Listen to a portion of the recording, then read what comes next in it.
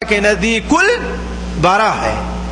مہینوں کی تعداد اللہ تعالیٰ کے نزدیک کل 12 ہے، اور یہ تعداد اسی دن سے متعین ہے جس دن سے اللہ تبارک و تعالیٰ نے آسمان اور زمین کو پیدا فرمایا ہے. یعنی اللہ تبارک و تعالیٰ نے اپنی قدرت سے پھر اپنی حکمت سے سال کو 12 حصوں میں تقسیم کیا ہے، اور یہ وہی 12 مہینے ہیں جنہیں ہم اور آپ قمری مہینے یا اسلامی مہینے کہتے ہیں. میں ان مہینوں کی تفصیل طرف نہیں جانا چاہتا کہ ان کی حکمت کیا ہے اور ان کی کیفیت کیا ہے. جو مقصد عرض کرنے کا ہے وہ یہ ہے کہ ان 12 مہینوں میں 4 مہینے حرمت کے ہیں. وہ کون سے ہیں؟ ذی قعدہ، ذی الحجہ، محرم.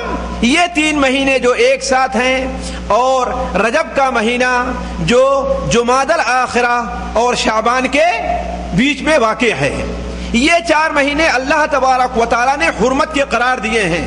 ان کی حرمت کو واضح کرتے ہوئے اللہ تعالیٰ نے فرمایا فَلَا تَظْلِمُوا فِيهِنَّ أَنفُسَكُمْ، ان مہینوں میں تم اپنے اوپر ظلم نہ کرو. ان مہینوں میں تم اپنے اوپر ظلم نہ کرو. یعنی ان مہینوں میں برائیوں کے کام، بدیوں کے کام، گناہوں کے کام سے پرہیز کرو. آپس میں لڑائی کی شکل میں ہو، گناہ کی شکل میں ہو، آپس میں فساد بچانے کی شکل میں ہو، کسی بھی شکل میں ہو، اپنے اوپر ان مہینوں میں ظلم نہ کرو. ذالک الدین القیم، بالکل ٹھیک اور ٹھوس دین یہی ہے. بالکل ٹھیک اور ٹھوس دین یہی ہے. تو رجب کا مہینہ ان مبارک مہینوں میں ہے جن مہینے کو اللہ تبارک و تعالی نے حرمت کا مہینہ قرار دیا ہے. اس کے علاوہ صحیح احادیث کے اندر اس مہینے کی کوئی بھی فضیلت اللہ کے رسول صلی اللہ علیہ وسلم یا صحابہ کرام سے ثابت نہیں ہے. ایک بات ہم آپ کو جو موضوع سے تھوڑا سا تعلق رکھتی ہے، البتہ یہ ہے کہ ہمارے اور آپ کے فائدے کی ہے، اس چیز کو ہم اور آپ پہلے سمجھ لیں کہ دیکھیے.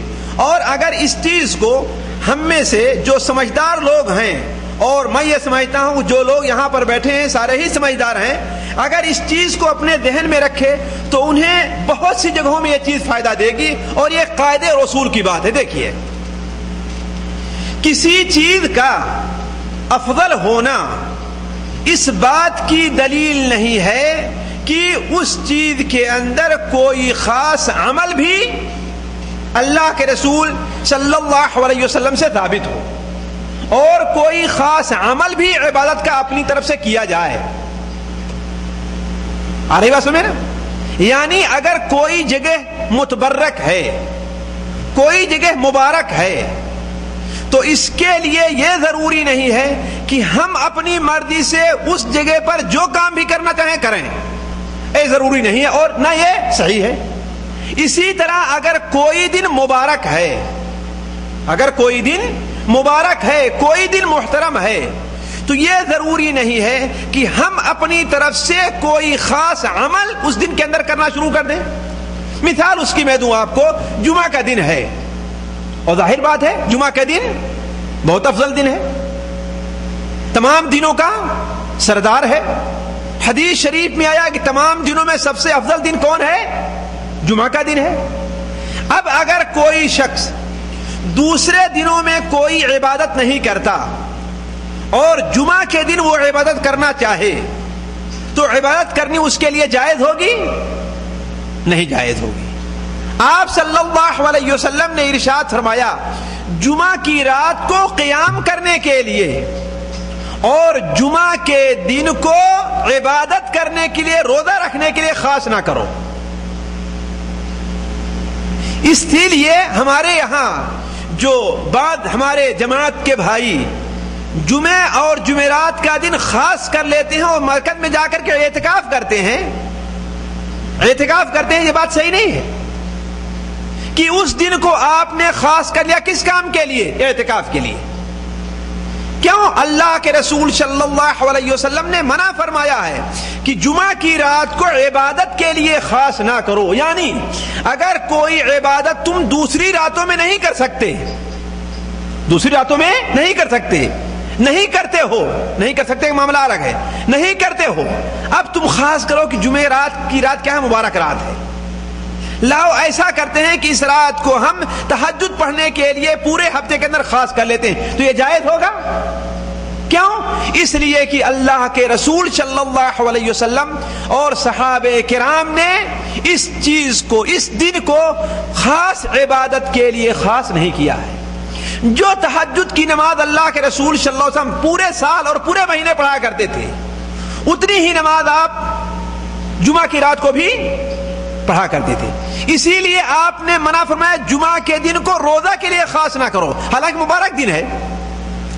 حتی یہ جمعہ کا دن جو ہے عید الفطر اور عید الاضحیٰ کا دن سے بھی بہتر ہے اللہ تعالیٰ کے نزدیک، حتیٰ کہ بعض علماء نے اسے عرفہ کے دن سے بھی افضل قرار دیا ہے۔ لیکن کوئی خاص اور مخصوص عبادت اس کے اندر نہیں کی جائے گی۔ کیوں نہیں کی جائے گی؟ اس لیے کہ جس ذات نے اس دن کی افضلیت بیان فرمائی ہے، اس ذات نے اس دن کو کسی عبادت کے لیے خاص نہیں کیا ہے سوائے نماز جمعہ کے، سوائے نماز جمعہ کے یا سورہ کہف کی تلاوت کے، بلکہ آپ نے منع فرمایا کہ جمعہ کے دن کو روزہ کے لیے خاص نہ کرو، یعنی خصوصی طور پر جمعے کا روزہ نہ رکھو۔ 2 دن کا روزہ رکھنا ہے، جمعرات جمعہ کا رکھو، جمعہ اور سنیچر کا روزہ رکھو، لیکن خاص کر لو جمعے کا دن اس لیے کہ مبارک دن ہے لہذا اس دن ہم روزہ رکھیں گے، تو آپ کا یہ روزہ رکھنا صحیح نہیں ہوگا۔ حالانکہ روزہ اچھی چیز ہے اور جمعہ بھی اچھی چیز ہے، لیکن چونکہ یہ طریقہ جو اپنایا گیا وہ اللہ کے رسول صلی اللہ علیہ وسلم کے طریقے کے خلاف ہے، لہذا یہ عبادت صحیح نہیں ہوگی۔ تو اسی پر دوسری بہت سی چیزوں کو اگر قیاس کر لیا جائے تو بہت سے مسائل حل ہو سکتے ہیں۔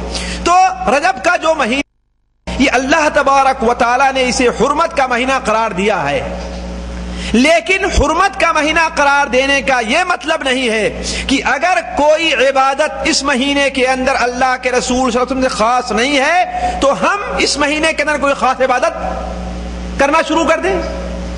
مثال کے طور پر بعض روایات کے مطابق، یعنی صحیح طور پر نہیں کہا جا سکتا، بعض روایات کے مطابق اللہ کے رسول صلی اللہ علیہ وسلم کو جو معراج کرائی گئی تھی وہ کون سی رات تھی؟ 27 رجب کی۔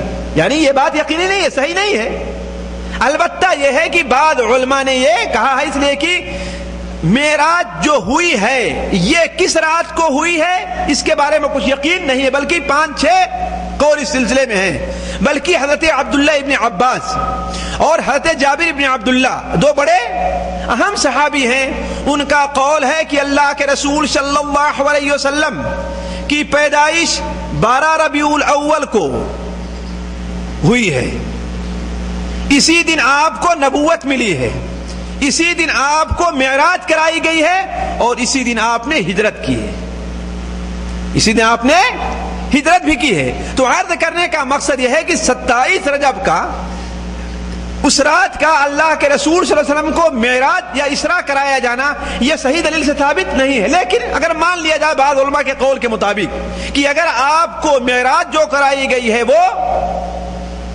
27 رجب ہی کی رات میں ہے اور آپ صلی اللہ علیہ وسلم نے اس رات کو عبادت کے لیے کوئی اہمیت نہیں دی اور نہ ہی آپ نے اس دن کا روزہ رکھا ہے، تو اب اس رات کو خصوصی طور پر عبادت کرنا، جلسے جلوس کرنا، رات کو جا کر کے تہجد کی نماز پڑھنا، صلاۃ الرغائب جس کا نام رکھا گیا وہ نماز پڑھنا، اس دن کا روزہ رکھنا اور اس دن کو ایسی اہمیت دینا